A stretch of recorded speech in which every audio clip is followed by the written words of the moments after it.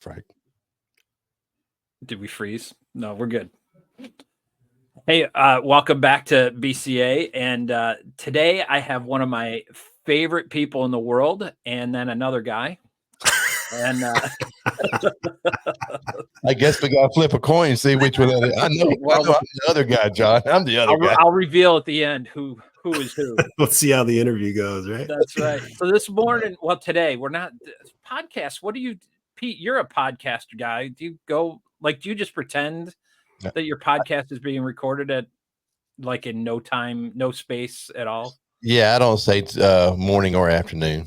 Yeah, I just say welcome to the show. Today we have with us John Goodwin. Yeah, you're doing good. Keep going. Yeah, John Goodwin. That's how I do it. Yeah. Yeah. All right. Well, this day, we have Pete Rogers from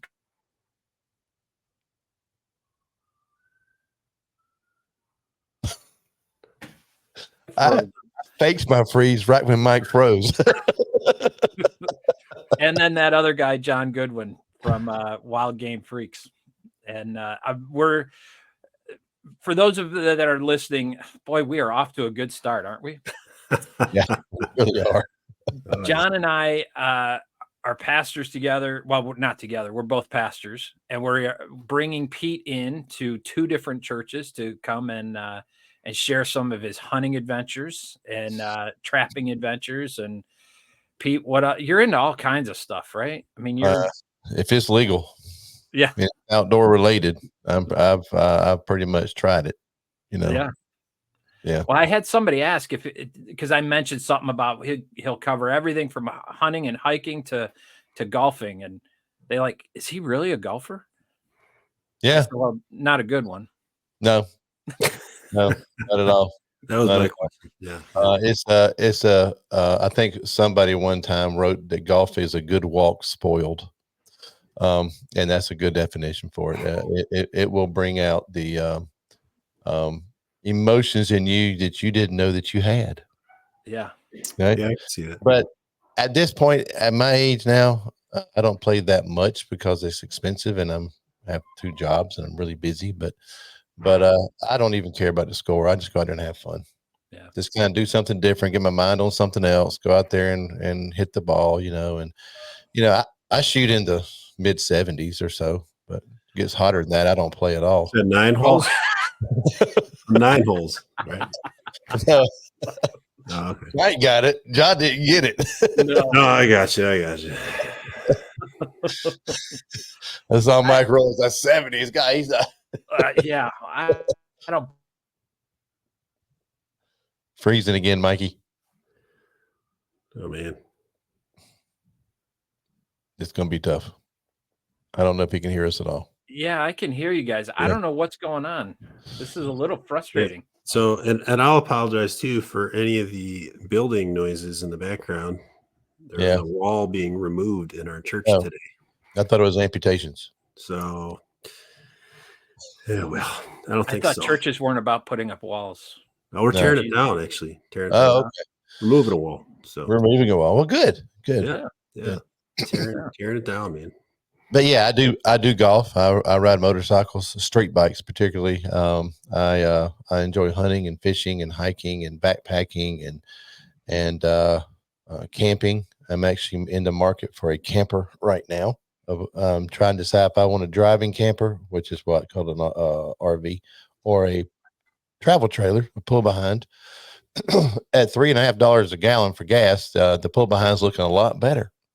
Yeah, it's looking a lot better. So yeah, I like to try it all. There's things outdoors that just really don't interest me, but if they involve excessive exercise, I'm not interested in it. That's why I like electric bikes. I'm not going to pedal if I don't have to. No. Do you have an electric bike?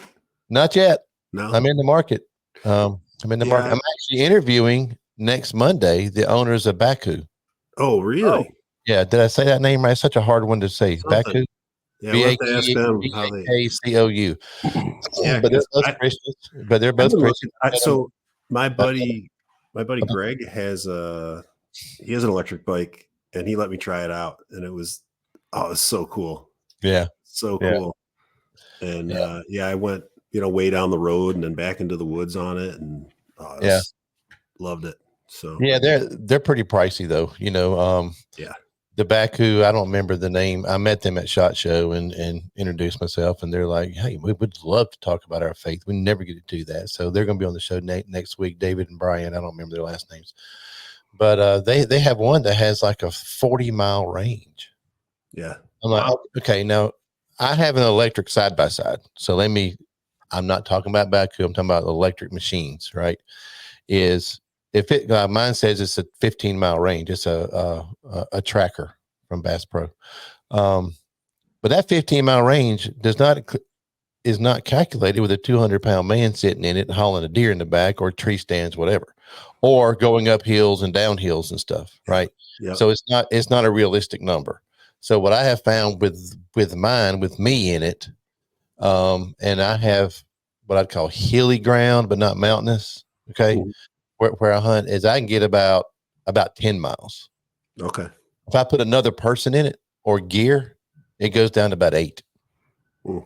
And that's a little frustrating because I bought it instead of the gas one because of the 15-mile range and because it's quiet and independent suspension and all that kind of stuff, all the other features too. But I was like, 15 miles, man, I won't ever do that in a weekend. Well, I gotta charge it every day. And the drawback of an electric side by side versus a gas one is, which seems simple until you do it, is with a gas one, you run out of gas. What do? You pour gas in and keep going. Electric one, you run out of juice. You got to plug it in and wait 2 hours. Yeah. And so you got to plan that in your day. Right. So we're going to plug it in at lunchtime. We'll take a break a little bit longer than I like to. We got to wait for Elvis. That's what I call it because it's EVIS, electric vehicle independent suspension. So I call it Elvis. Got to let Elvis charge up. I didn't think he was dead, but anyway, before you can do anything. So on those mileage things, take that with a grain of salt when they say how far they will go.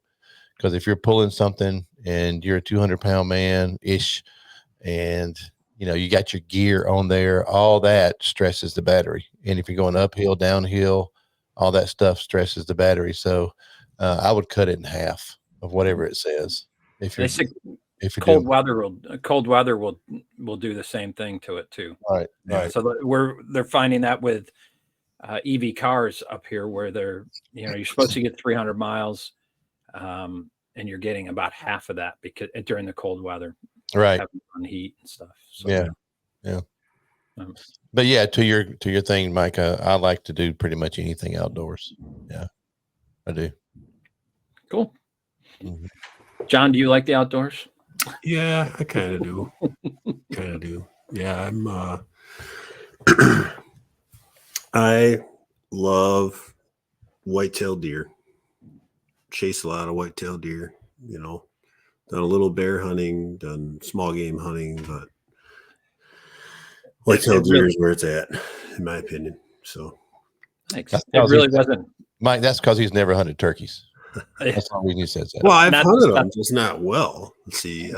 No, I didn't mention it. Yeah, I've done some turkey hunting with a couple guys that knew what they were doing, and did get close enough that it was almost a deal, but couldn't get a shot. And that was cool. I will say that. I mean, hearing them talk back to you and come in, and had some hens take off on a field and they flew right over my head. It was just, it was super cool. It was super cool. Yeah. I will say that. But right where I live, I just don't see a lot of turkeys. I've seen, I run trail cameras almost all year long, and I think I've only gotten like 2 pictures of turkeys. Wow. And all my deer hunting right near my house, I've only seen 1 turkey when I was deer hunting. And now this morning, on my way to church, about a mile and a half down the road from me, there was a flock of turkeys in a field, which I went, I need to figure out who owns that field. See if I can get get one of those Newcomb hunting blinds on the edge of that. That's right. So, Archibald Rutledge said, the great Southern scribe from yesteryear, said there are hunters and there are turkey hunters, and they're not the same. Yeah. Well, guess we're not the same. I don't know. You know? But you got to hunt where the animals are, right? That's Well, there's that. There is that. Yeah. And they won't be there tomorrow. Right. Like the turkeys move. I still well, have, I do. I have a buddy's property I've been eyeballing. I'm going to ask about because I see turkeys regularly across the road from his place on his cut cornfield.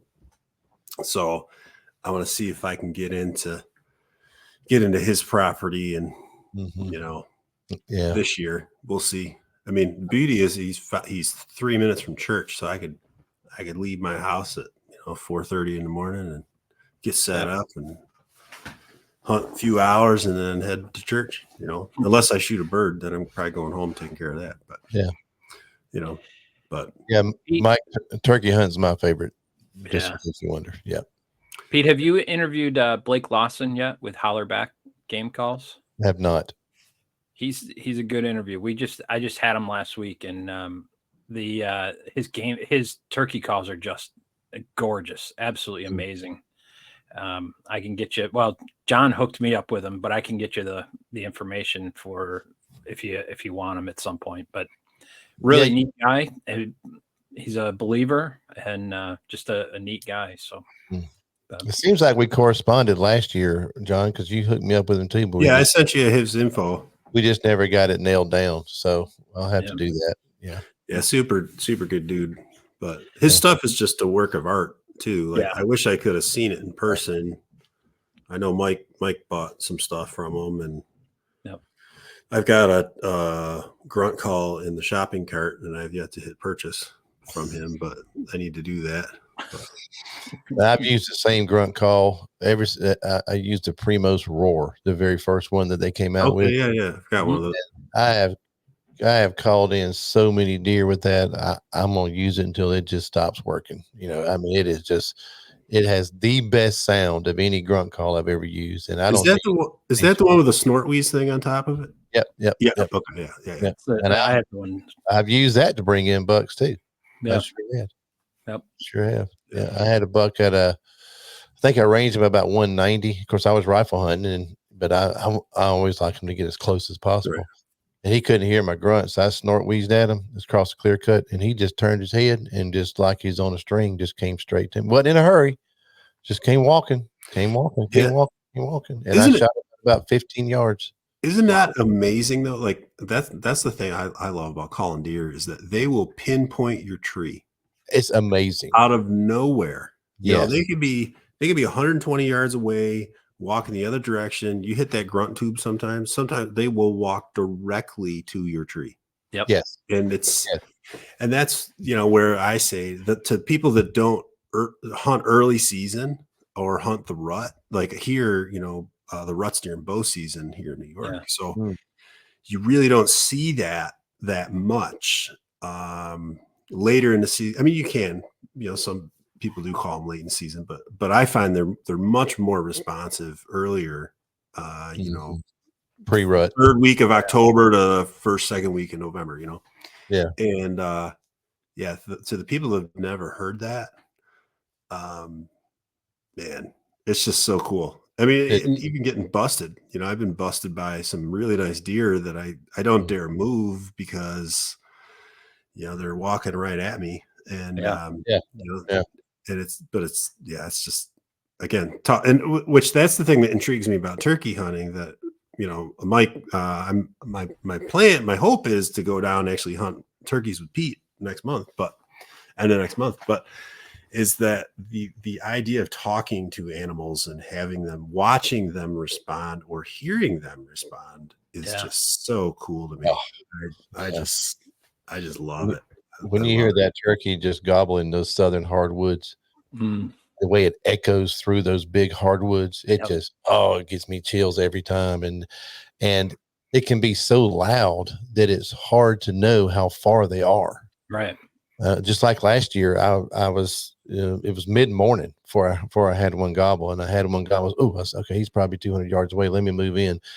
And as I was walking in closer, he gobbled again, and he'd already closed half the distance to me. I was, I got to sit. So I just sat down, like right there, boom, wide open. Couldn't find anything to get on, and I just laid down after that. And then there he is at 40 yards, walking around looking for me. I let them walk by so I could scoot up against a tree and get hidden. And ended up calling them in and shooting them with my 410, my CVA 410 Scout, 37 yards. Wow. I went to the turkey and then I ranged back to the tree I was sitting on. Now, are you're using the TSS or yeah, verdicts that year. I was using verdicts TSS. That stuff will reach out like 50, 60 yards, right? Well, the 410, I patterned out to 40. Okay. And I didn't think he was that far, but when it's all happening so fast sometimes that right. I thought he was like 30, and that's how, but it's number 10 shot too. Wow. Number 10 shot. And I can remember back in the day, because I started hunting turkeys in 1978 before any of y'all were born. And nice. You're welcome. You're welcome. But back then it was, you get the biggest gun you can find with the biggest shell you can find. Yep. I mean, it was 10. I remember the H&R 10 gauge. Remember those? The single shot had a barrel about the size of a drain pipe gun or something. Yeah. You had to drag it to the woods. Had little wheels on the bottom of it. You could roll it behind you to get. And I never shot the 10 gauge, but I shot 3.5s for years because that's what you're supposed to do. You got to get the biggest gun that you can and the tightest choke that you can shoot. And I've missed a lot of turkeys with those super tight chokes. And through years of doing it, I went from number 4 shot, which is what I thought I used to have, to number 6, to number 7s, 7.5s. And then I went to the 20 gauge. I said, I got to make this a little bit more challenging. And I shot 20 gauge from late 80s until I discovered the 410. And I would literally just shoot a 20 gauge. I like the Winchester Longbeards. That's a great lead shot for turkeys. If anybody in the 20 or the 12s, the Winchester Longbeard or the Longbeard X is what I think the best lead shot for turkeys available. And I patterned a lot of them through the years. Heavy shot's pretty good, but it's the price of heavy shot versus the TSS is about the same. Yeah. I can't believe the price of some of the turkey loads now. It's insane. Dude, my 410 shells are $8 a piece. Yeah, I was gonna say, I was just looking at them. I was just at the store, $40 for 5 shots. For that, you can buy a butterball in the freezer department. It's not near as much fun though. No, it's not near as much fun. And they don't like it when you shoot the freezer. So no, that's true. That's true. But that 410's got to be. Is it a pretty light gun? I mean, it's under 5 pounds. It's right at. But I have a hawk scope on it, turkey scope. So with that is 5 pounds and 4 ounces. I think 5 ounces somewhere in there. Okay, it has a Jeb's choke that comes on it, and all 410 chokes for the listeners. They only make one constriction size for 410s, right? So you can't. It's not like a 12. You get all these different constriction sizes. Yeah. There's only one for 410. So it doesn't matter if it's a True Lock or a Jeb's or a Carlson. If it's a 410, it's the same. It's the same constriction. But CVA is partnered with Jeb's, so it comes with the Jeb's choke. Okay. And it comes with a Picatinny rail also. Oh, that's nice. Nice. Yeah, and a sling. Wow. So it's a single shot, break action single shot, and it does not, what's it called? Eject the shell. It extracts it. Is that the right phrase? Yeah. It just lifts it up. Break open.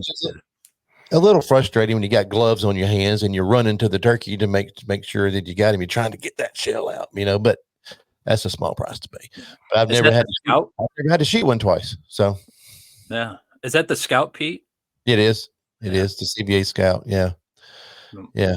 Those are budget-friendly guns too. Yeah, I'm trying to remember the price of it. It's around $400. Does that sound right? Yeah, I think so. Sounds right. Yeah. Yeah. I stopped by the CVA booth at the Harrisburg show, knowing that you weren't able to be there. Is that why you stopped? Or? That's why that's why you went by. But I ran into Tim Andrews. Are you familiar with him? No. So he's taken over your spot at CVA for that week apparently. Okay. And but we had talk about a circle. We had him in at a previous church that I was at to do a game show or a game dinner like 25 years ago, and he remembered it. Like he remembered because his buddy had won the shotgun that we had done a giveaway with. But so I guess he was kind of filling in at CVA at the booth area. So Cool. he's not as good looking, but well, you do. We can't all be, right? When you go to the junior varsity, what do you expect? So my favorite turkey hunt, I was working a ridge down in the southern tier of New York, and I was calling, and I had 2 gobblers coming in. They're both responding. I could see them down the hill. They're making their way up, and I'm like, oh, this is coming together perfect. This is ideal. And they made it to about 50 yards, and next thing I know, I hear all this crashing in the woods to my left, and I look, and there's no less than 20 bison that are coming through. We had a bison farm was the next property over. They broke through the fence, and now I'm sitting in the middle of 20 bison, and the turkeys are long gone. And I'm thinking, they're big animals. I don't know if you've ever been up next to bison. They taste great, but see, I would have seen that as God giving me a sign that instead of the turkey, you're supposed to get the bison, Mike. Yeah, I mentioned that to the farmer. He said it's going to be a heck of a drag out, though. Does number 7 shot and drop bison? I don't know if it would or not. Take a shot. Yes. Yeah. Oh man, that's cool. That's good. Well, it's like a buddy of mine told me, Mike, about dragging out a bison. He said, when I was hunting in Alaska, and I saw this really good caribou a long way from camp. He said, "Kid, the only way you're gonna get that out of there is with a skillet and a fork." Yeah, that's what you gotta do with the bison. You gotta eat it where it lays. Yeah, that guy. So you interviewed a guy. What's his name? Is it Modern Day Mountain Man? He goes by or something like that. Oh yeah.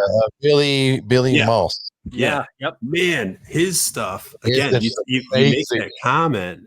This guy is hiking. Setting up camp where they fly into. He's glassing stuff at 800-900,000 yards away. Yeah. Then they're sneaking in downwind to these grizzly bears up in the mountains and shooting them and packing them out, like multiple day packouts too. Yeah. It's crazy. Did you hear him say when I asked him what the heaviest pack out he had was? Did you hear that? No, I don't remember what that was. Because I asked him, I said, what does a 10-foot grizzly bear hide and skull weigh? Yeah. Because you got to pay that out in one trip, right? You don't want to cut the hide up.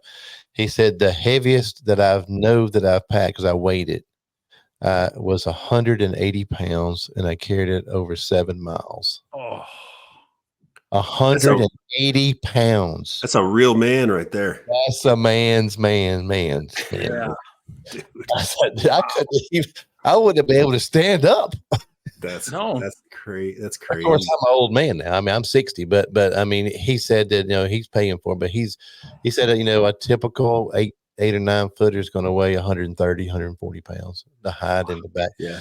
Well, some of those videos he has online are just it's crazy because I saw one where they got an animal, but it was too late in the day. Went back. So you're talking like 5 miles out, 5 miles back. Next morning, 5 miles in. Recover the animal, 5 miles back with the animal. I mean, I'm like, oh my word!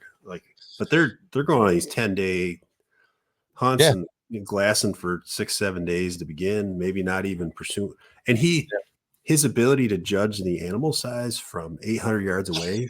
Well, he's been doing it a long time. Is amazing. I mean, that's why he's getting paid to do it, and I'm not. But he. Amazing. So I thought of that when you mentioned the only way you get it out was with a fork. He's different. He's different level, and I'm sure there are others out there similar that we just don't know of. Yeah.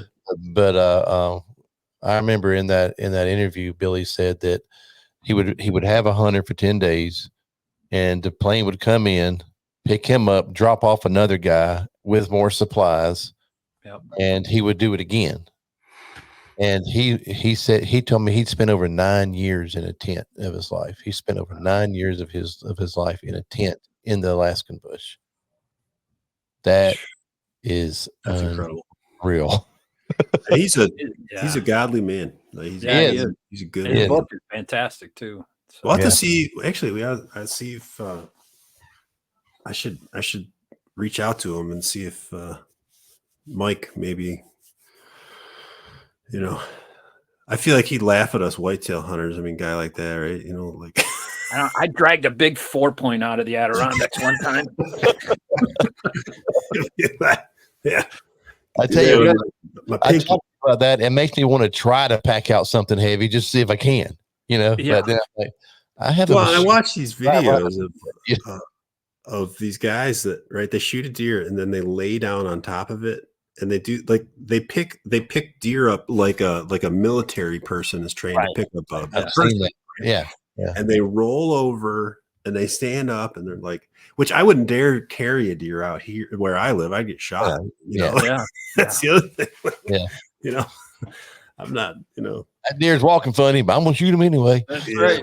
It's like turkey hunting with a fan too. The same deal here. You'd get shot doing that too. But well, and to that, here in South Carolina, they have outlawed that on public land. Have they? Okay. For that reason. Smart. But it's very, very effective. I mean, 20 years ago, before it became popular, I had a fan that I dried stiff and I screwed it onto a tomato steak, and I would just stick it out in front of me because it was lighter than those old decoys. I'm not much of a decoy guy anyway on turkeys because I like to run and gun, but that fan is very, very effective. Yeah, very effective. Well, funny run and gun story with turkeys and decoys all at the same time. So I'm hunting with my buddy Derek years ago. You talked to him, Pete. Derek Baker. He's up in Yukon. So before he went up, he and I would hunt together quite a bit, squirrels, and he took me out turkey. He had a couple good turkey spots, which he got me on birds once or twice, and we deer hunt together. But he and I are at this farm one day, and he's trying to get me to get a turkey because I'd never gotten a turkey. So he's calling, and we hear there's a bird gobbling up a storm, right? So we work our way down this hill, and we get to this little opening in the middle of the woods, and he's like, "There's a big tom right there," and we're like looking around these trees, and sure enough, huge tom, whatever. And we get out there, get the gun up, and my buddy's like, "No, don't." It was a decoy. I think we were talking to another hunter. Oh gosh. There was some guy on the same property. I don't know where he came from. I don't know who he was. I know we had permission to be there, but it was like, oh man. My first turkey was almost a decoy. So that would have really probably created an issue in the woods, So. Public land hunting can be a little hairy because of that kind of stuff. That's when I stopped using decoys years ago, because I hunted mostly public land and I want to be able to get up and go and move. And most hunters that I have found on public land are pretty respectful. If you're working the bird, then they won't. But you still have a bunch of yahoos that they hear a turkey gobble and you're coming from the east, they're coming from the west, because there's no scent you have to worry about with turkeys, because turkeys could smell, would never kill a single one. We'd never kill one. Yeah. Not a single one. And so, maybe he didn't hear me calling. I didn't hear him calling. We're both trying to work the same bird. And then but there's a guy right there, and so which one of you is going back down? Well, I always back down. I'm not going to, it's just, get shot over a bird. It's a turkey. Right. I go find another one. Find another one that nobody's working, and then we'll have a good time with it. And I think one of the things, though, when it comes to turkey hunting, though, Mike and John, is that for the novice hunter out there, is they give up too early, meaning they got a bird working, and all of a sudden the bird hooks up with some hens and leaves, right? And so what do? We get in our truck and go home pouting instead of just take a quick nap. Yep. Because you know what's going to happen? At about 10 o'clock, pretty sharp, those hens are going to do what? They're going to leave the gobbler and go to their nest and lay their egg. Yep. And he's going to be like, where's all the girls go?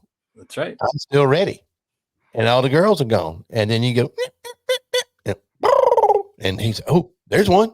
And I have killed probably more turkeys between 10 and 1 than I have first thing. Now, there's nothing more exciting than them fly down and walk straight to you. gobbling and sure. strutting, Yeah. gobbling and strutting, gobbling and strutting. But for me, it's more satisfying if I strike one at 9:30. Just like the one I was telling you about last year.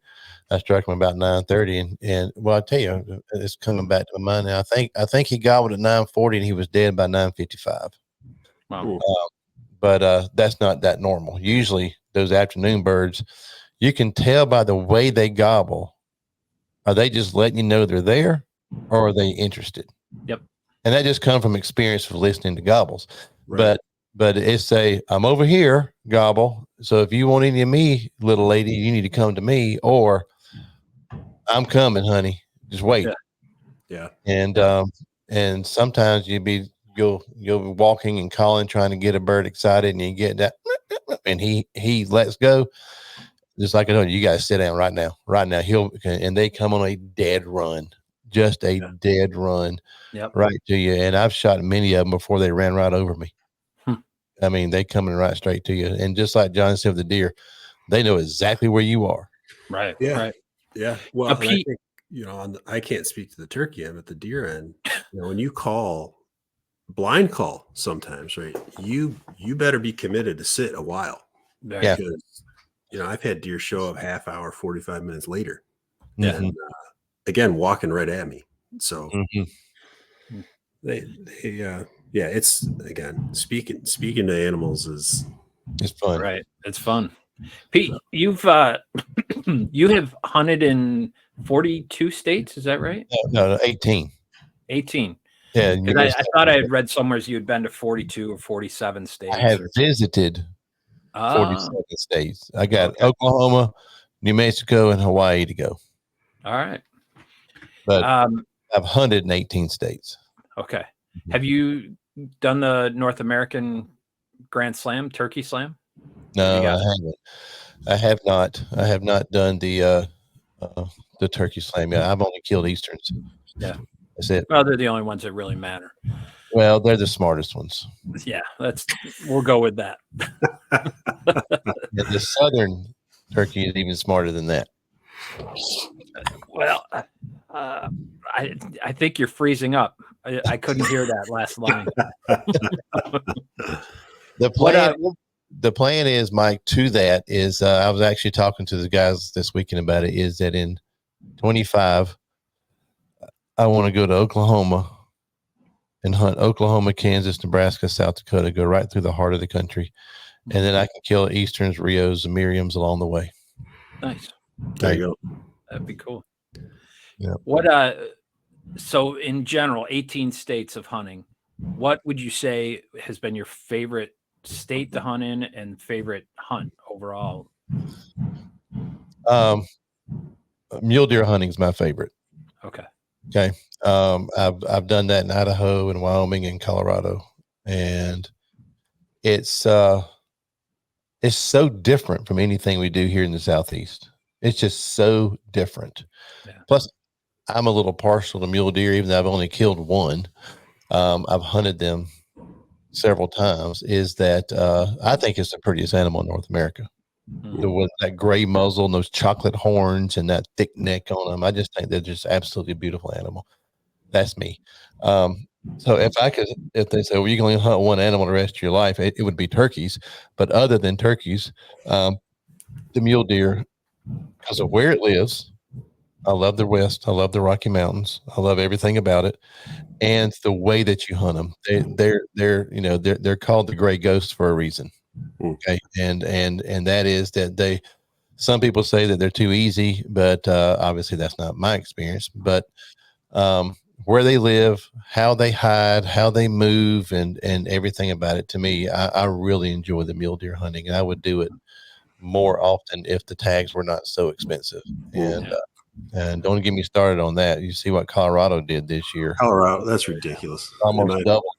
Wyoming right now is debating this year in their general session.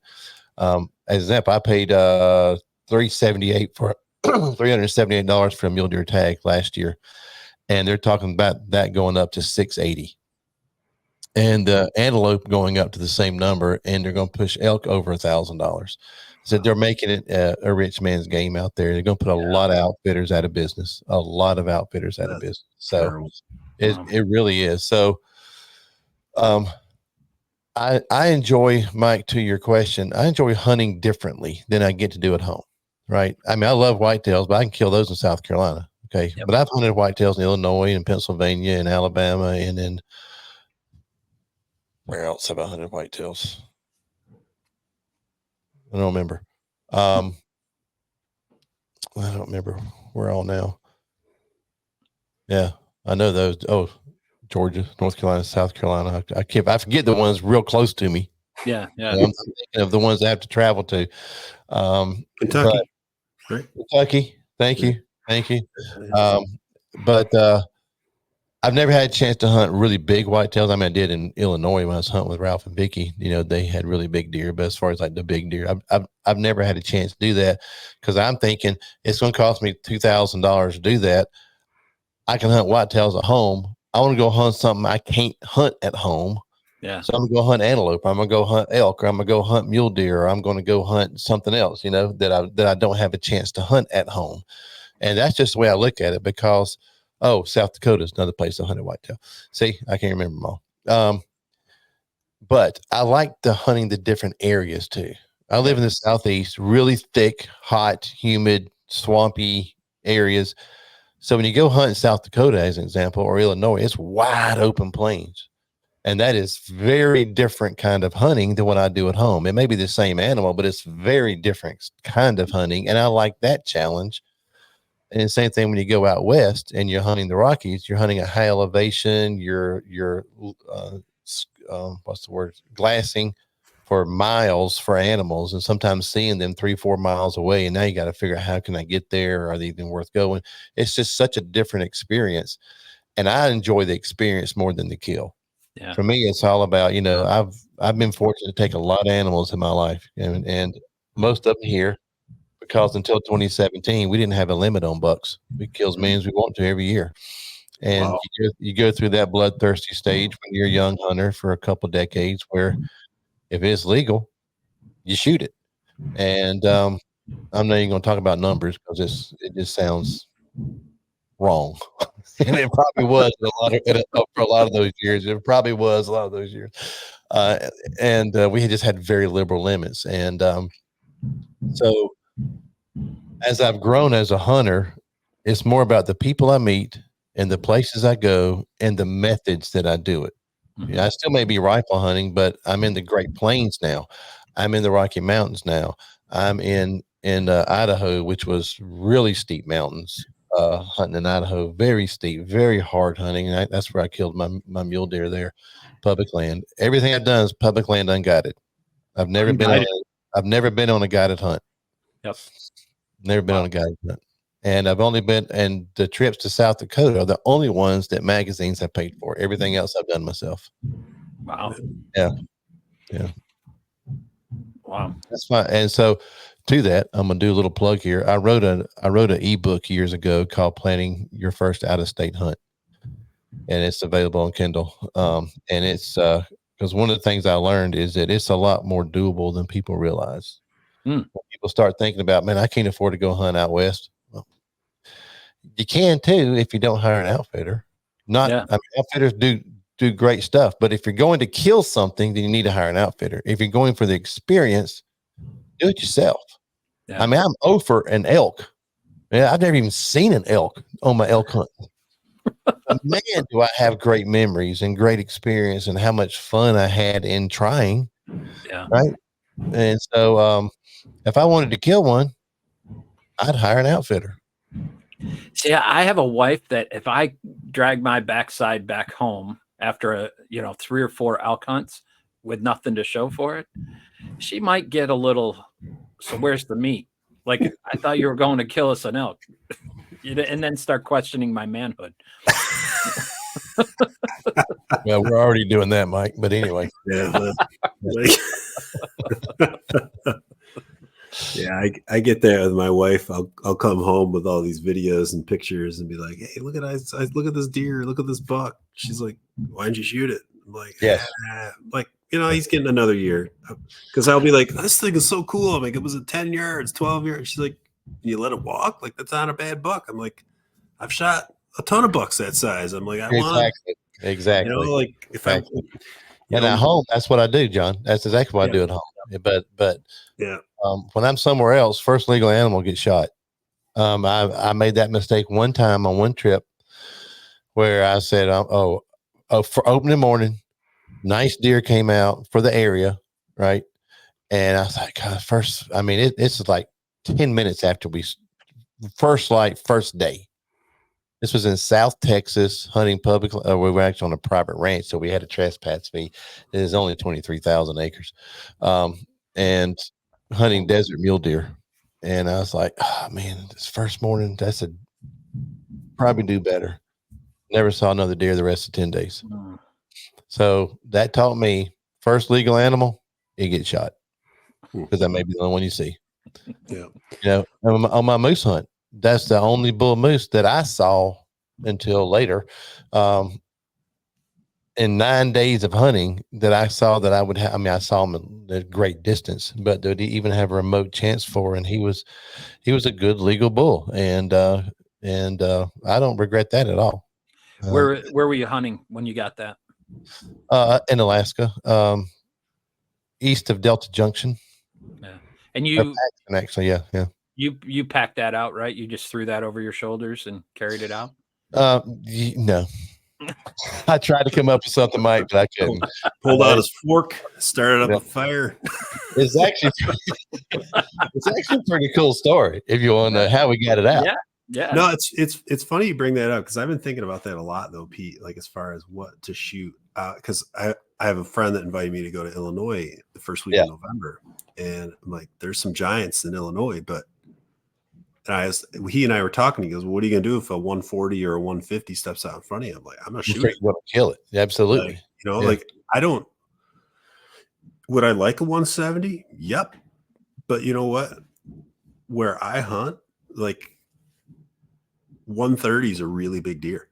Here too. Yeah. So, really big. So if I get a chance at it, like a 150, that's a, I'm like, because that's the other thing. I'm going to pay money for out of state tag, whatever, and if I get an opportunity to fill my freezer, I mean, granted, I love just watching deer. Don't get me wrong. I'm not going to shoot a little guy, but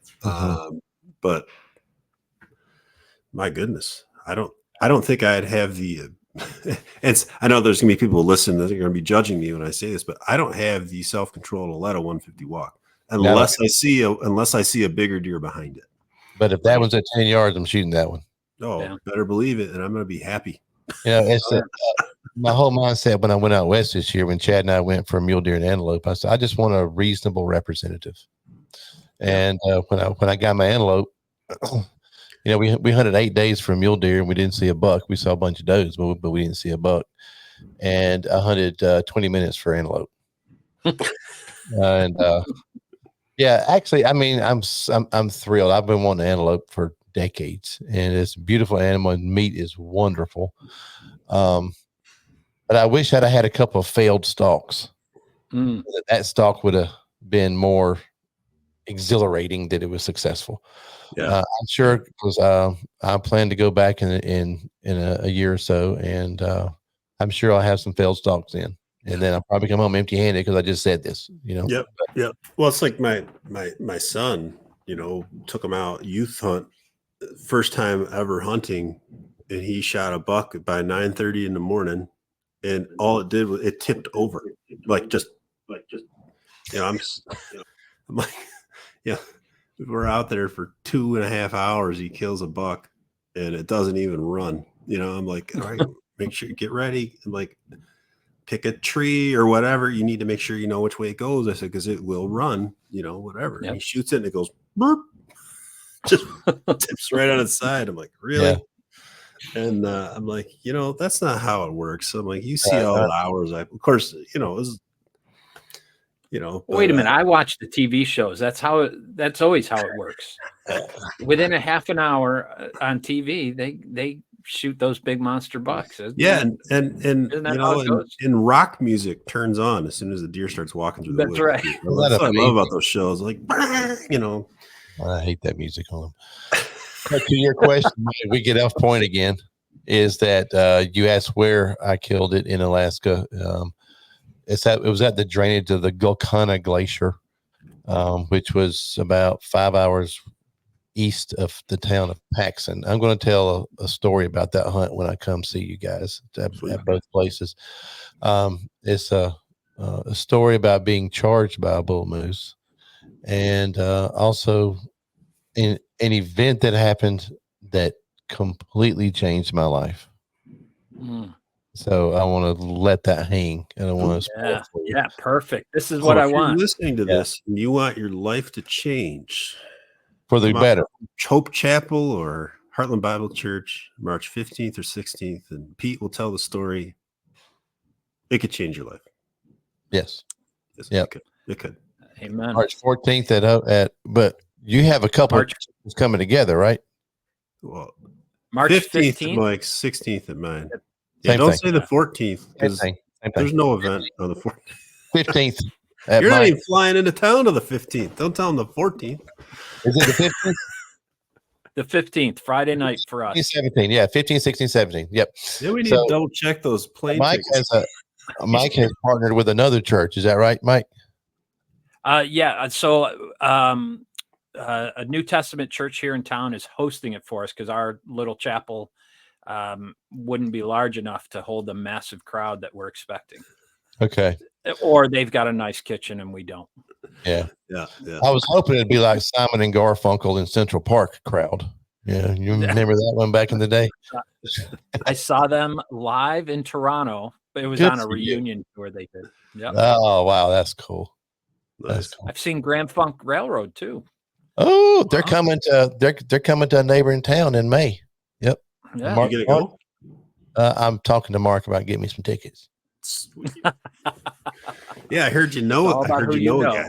But see, here's the thing: it's at a casino, and I just, here is a casino, one of those venues.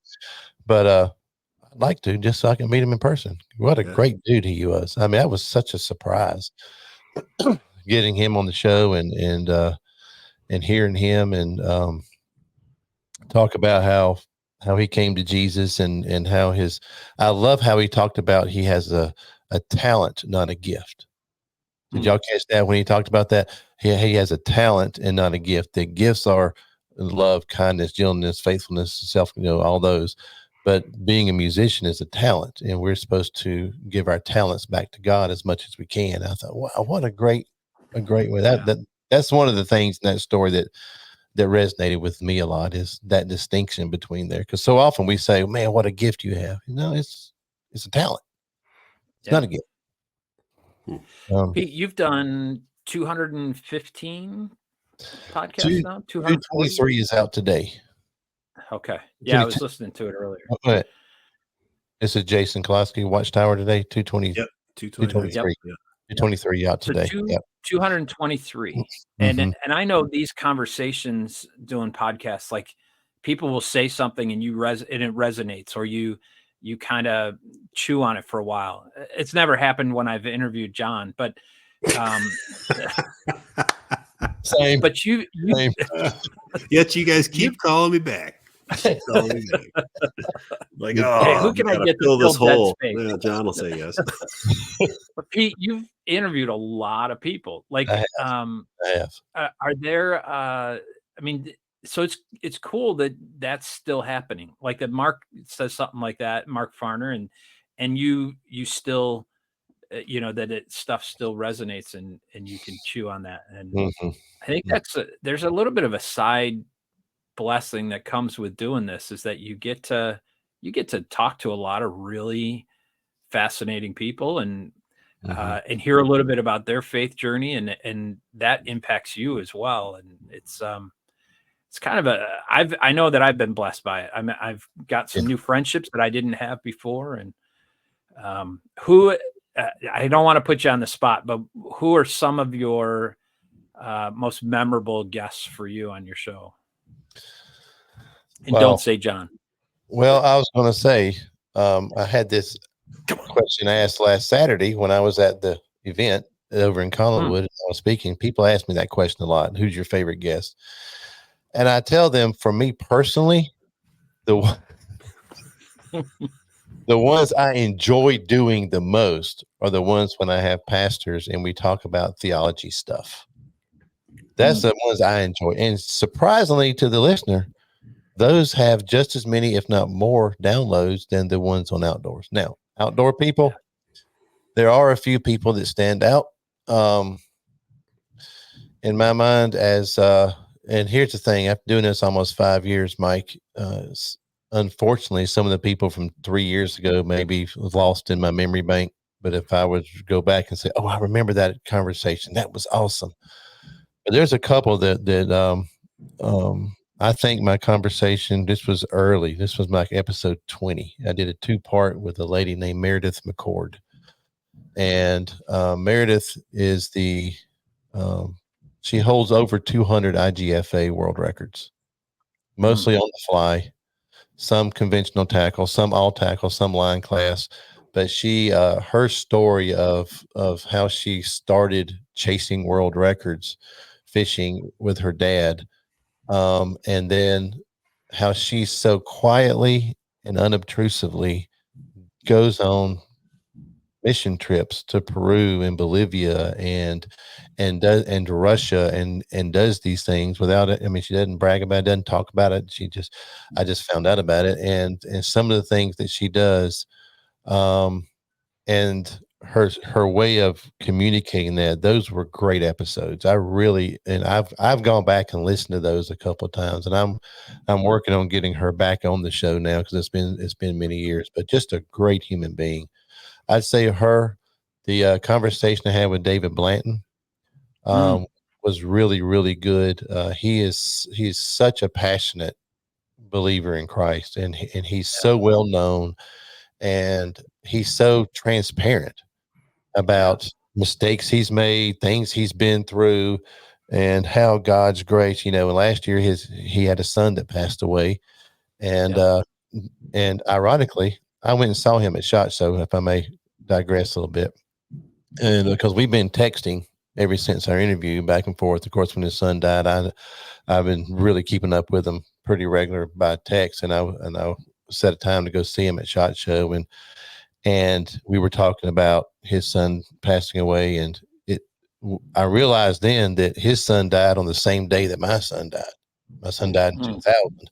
His died in 2023, but they were both July 5th. And when he said July 5th, I was like, "Oh, David, I just realized this, this same day." And then we had another connection, but David is such a good guy, and to be as popular and as famous, and he is just as real as they come. So I'd say the Hank Parker discussion was, dude, if you want to get fired up for Jesus, you got to listen to the Hank Parker show. That guy has it going on.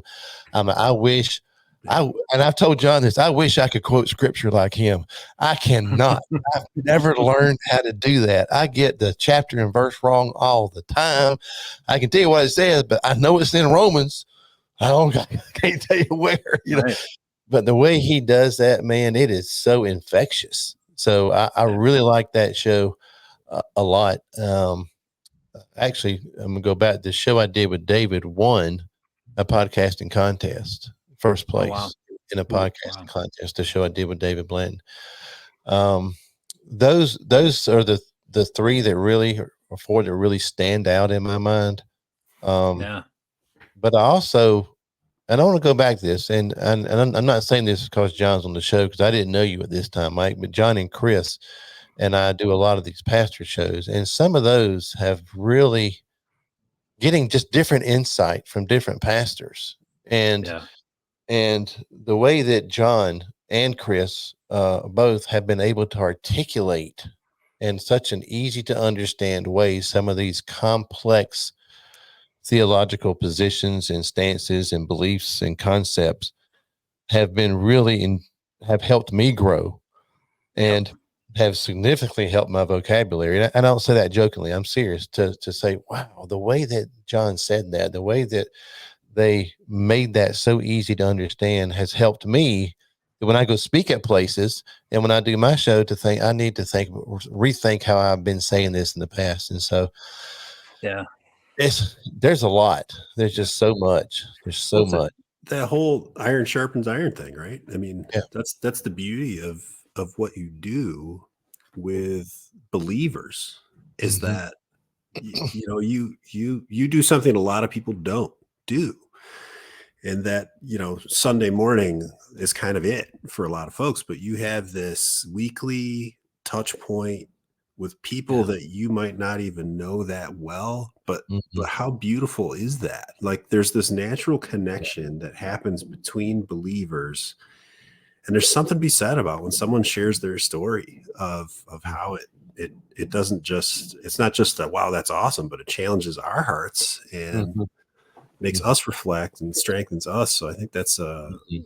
that's Yeah. really a cool element of a Christian podcast is that Yeah. it's, Yep. you know, I just remembered the one I did recently with Mackenzie Smith, the young girl, yep. Kenzie from Kansas.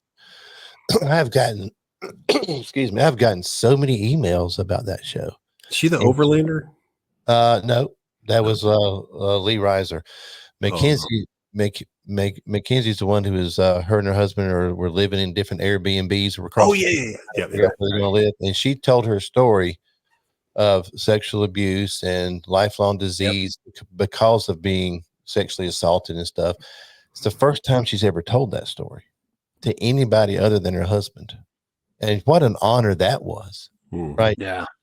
But she has told me, I was on her show last week. She started a podcast because of being on mine and being able to talk about it.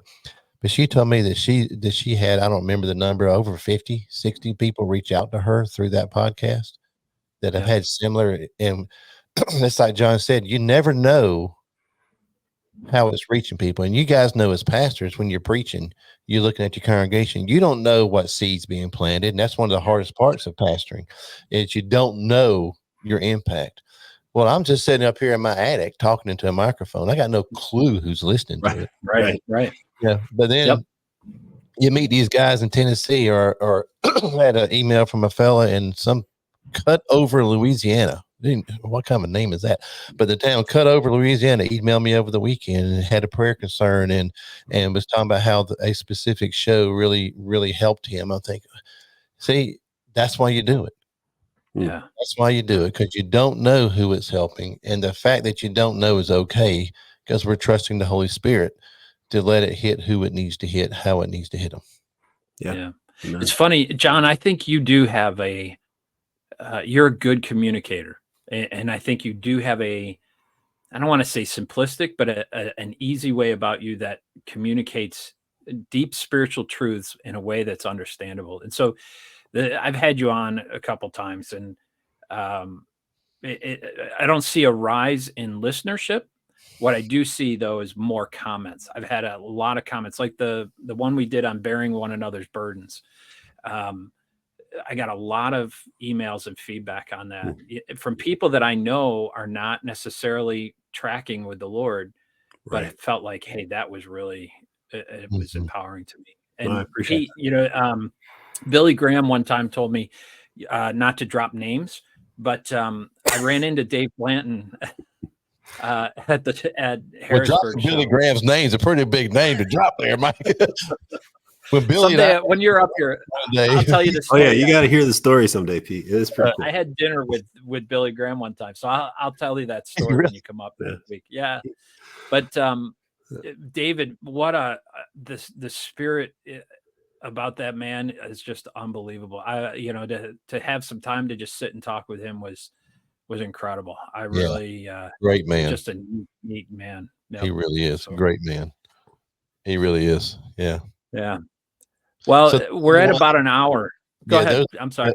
I was just going to wrap up the question here. I would say that those shows, if anybody wants to tune in to some of the older episodes, I would say the ones with Meredith McCord, David Blanton, Hank Parker, and the one with Kinsey. Those are some that I think, in addition to the theological ones, that would really resonate with most people. Yeah. Good. Thanks. Yeah. Mm-hmm. So my wrap up, and John, maybe you're better at wrapping this up since you're much more eloquent than I am. My hope with this podcast was to kind of whet people's appetite a little bit to come to these dinners, to come hear Pete, and to maybe to come with a soft heart, or to be thinking about who can you invite that might need to hear this and need to hear some of these stories, and or maybe they're just looking to hear some outdoor stories, and we go from there. But Yeah, that was my goal. I don't know, John, if you want to add anything to that, or Yeah, I think it's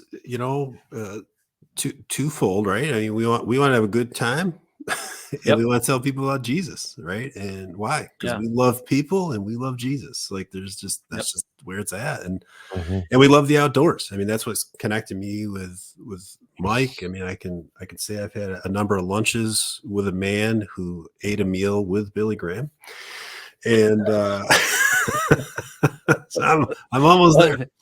I'm Pete, like, we've man, shared a lunch with Pete as well. So yeah, I've had a lunch with Pete Yes. as well, Yes. and you know, Well, he's a good friend. And that's the cool part is that got to dine with the impoverished too. yeah, but you guys have both become very good friends of mine, and to be able to partner in ministry over shared loves, right, of the outdoors, of people, and of Christ, I mean, it's a great honor and blessing, and I'm excited to see kind of what the Lord does. And I'd say to whoever might be listening to this, you know, maybe you're not into the outdoors, but you love Jesus. You know what? Invite your friends that love the outdoors and come.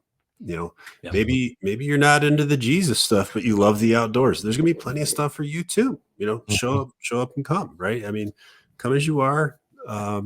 You know, I'm just excited to see what happens, you know, and it should be a great time. We got some good food, we got some good door prizes, speakers okay, and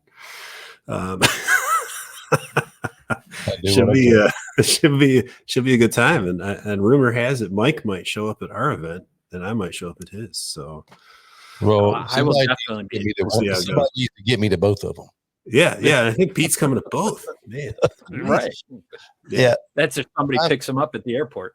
Yeah, somebody picks me. Well, there is Uber. I guess y'all have that up there. Yeah, we do. No, not so much where we live. No. We're out in the sticks pretty good. Okay. Well, for anybody listening, what I'm going to do is I'm going to eat Yankee food. Just so you know, we don't eat taters for breakfast down here. We eat grits. So don't even serve me taters for breakfast. I'm going to leave it on my plate. Okay. But besides that, you know, I love to get to do this. I get a chance to talk to people. I get a chance to share my story, which I don't get to do much on my podcast, and tell some hunting stories, campfire stories, you know, tailgate stories, whatever you want to call them. And I always share a couple of those. But then I also get a chance to talk about how passionate I am about Jesus and what he's done for me and what I believe he can do for you. And at the end of the day, I just want people to know that we make a lot of decisions in our lives, from where we're going to eat supper to our careers, our occupations, or what. But the best decision you can make is making a decision to follow Christ, and it will change your life in such a way that it's just hard to describe. But I'll try to. So I'll be at Mike's on the 15th, and John's on the 16th and 17th. Yeah. So you get to hear Wildgame talks and a sermon. Yeah. Yeah. 2 different things. 17th. I get to sit there and it'll be weird. Yeah. I don't usually sit in my church and listen to someone else preach. It doesn't happen very often. Weird, isn't it? It's weird, isn't it, when you do that. Yeah, it's weird. Yeah. So no pressure. No pressure. So yeah. I just hope they don't issue a call for me to come up there afterwards. Probably not. John, you want to step out for just a minute? John, I'll make an opening for you. Oh, okay. Over here. They run you out for Pete? I can't hold a candle to John. There's no way. There's no way. Well, I didn't say what position. We're always looking for janitorial or, you know, worship director. We can find. I can play a mean kazoo, but yeah. Last time I sang in church, they tried to cast out demons out of me. What was coming out of my voice? I am not talented with the gift of singing at all. I can't play a radio without static. Yeah. All right, folks. Thanks for enduring this, the sound quality and the humor and all this stuff. It gives you a little bit of a flavor of what you're going to get next week. And thanks again for listening, and God bless. Thank you.